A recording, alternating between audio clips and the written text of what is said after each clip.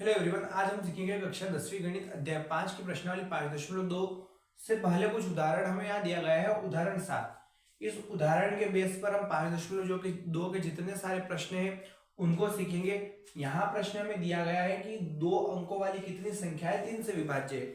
यानी यहाँ ये पूछा गया है कि 2 अंकों वाली हमें संख्या सोचनी है और वो 2 अंकों वाली जो संख्या है 3 से विभाजित होनी चाहिए। यानी हम यहाँ से सीधे तौर पर कर सकते हैं। हमें शुरुआत जो कि 2 अंकों की पहली संख्या 10 है, वहां से लेकर लास्ट जो 2 अंकों वाली संख्या है 99 यहाँ तक सोचना है। इनके बीच में हमें यूं सोचना है कि ऐसी कितनी संख्या है जो 3 से विभाज्य है, यानी 3 का भाग ऐसी कितनी संख्या है जिनमें चला जाता है। अब यहाँ हम एक श्रेणी बनानी शुरू करेंगे। हमें क्या करना है, हम यहाँ सोचेंगे अगर इसको 3 से विभाजित करके तो 3 तिया 9, 1 बचेगा, ये तो जाएगा नहीं। 11 की बात करेंगे इसी के बाद, तो 3 के पहाड़े में 11 भी नहीं आते हैं। और अगर 12 की बात करें तो हम कह सकते हैं कि 3 से 12 जो है वो विभाजित हो जाएगा। यानी हम यहाँ लिखेंगे 2 अंकों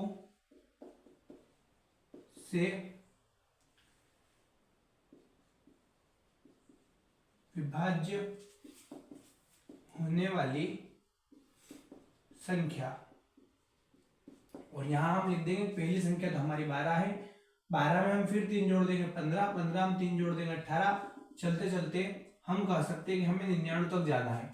और 99 के बारे में हमने क्यों नहीं सोचा, तो सीधी सी बात है कि 3 का भाग 99 में आसानी से जा सकता है। हम 9 को भी 3 से विभाजित कर सकते हैं, यहाँ भी 9 को 3 से विभाजित कर सकते हैं। यानी हम यहाँ पर सीधे तौर पर यूं कहेंगे कि 12 से लेकर 99 तक हमें चेक करना है ये सारी संख्याएं जो है ये 3 से ही विभाज्य है। तो 12 से लेकर 99 तक ऐसी कितनी संख्या है जो कि 3 से विभाज्य होगी। अब यहाँ पर हम हमेशा इतना ध्यान रखें, जब कभी ऐसे प्रश्न दिए जाए हमें an बराबर a plus n minus 1 D का तो प्रयोग करना ही करना है। पर यहाँ पर केवल और केवल उसको ध्यान रख लेना है कि किसका मान कहाँ रखेंगे।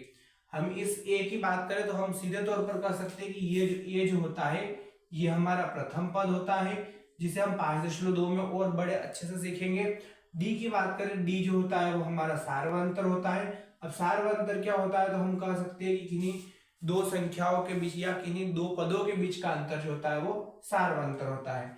फिर an की बात करें और n की बात करें तो जिसके पीछे वह पद लगा हुआ होता है वो हमारा n का मान होता है। और अगर श्रृंखला चल रही है, उस श्रृंखला का जो लास्ट पद होता है या जिसके आगे कौन सा पद लगा हुआ होता है वो an का मान होता है। हम इसको समझे या इसको समझ सकते हैं। अगर इसको समझे तो जिसके पीछे वह पद या पद लगा हुआ हो वो n का मान, अन्यथा की स्थिति में उस AP का सबसे आखिरी वाला मान an का मान होगा। अब यहाँ चूंकि किसी प्रकार से कोई पीछे वह पद नहीं लगा है, यानी हम सीधे तौर पर कह सकते हैं कि ये जो होगा ये an का मान होगा। उसके बाद यहां से हम मान लिखना शुरू करें तो हमने लिखा दिया है a जो कि हमारा प्रथम पद है, हमें दिया गया है 12। d के बारे में बात करें तो d जो कि हमारा सार्वंतर है वो होगा a2 माइनस a1। d का मान a2 की जगह तो हमें दे रखा है 15 माइनस a1 की जगह हमें दे रखा है 12। हम यहाँ कह सकते हैं कि सार्वंतर जो है d वो आया है 3।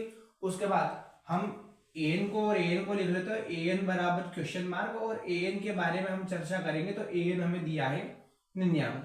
हमें सूत्र में मान रखना है तो हमने यहाँ लिखा सूत्र an बराबर a plus n minus 1 D के प्रयोग से। अब चूंकि हमें जो ऊपर मान दिए गए हैं उन सभी मानों को यहाँ रखना है, तो an का की जगह तो हम रख देंगे 99 बराबर a जो कि हमारा पहला पद है हम रख देंगे 12 प्लस n की जगह हमें ज्ञात करना है तो हमने n माइनस 1 रखा, और d की जगह हम कर सकते हैं कि यहाँ पर 3 जो कि गुणे में है। इसका और सॉल्यूशन करेंगे हम तो प्लस का 12 बराबर से उधर भेजेंगे, यानी ये हो जाएगा 99 माइनस 12 बराबर n माइनस 1, और साथ में चल रहा है गुणे में 3।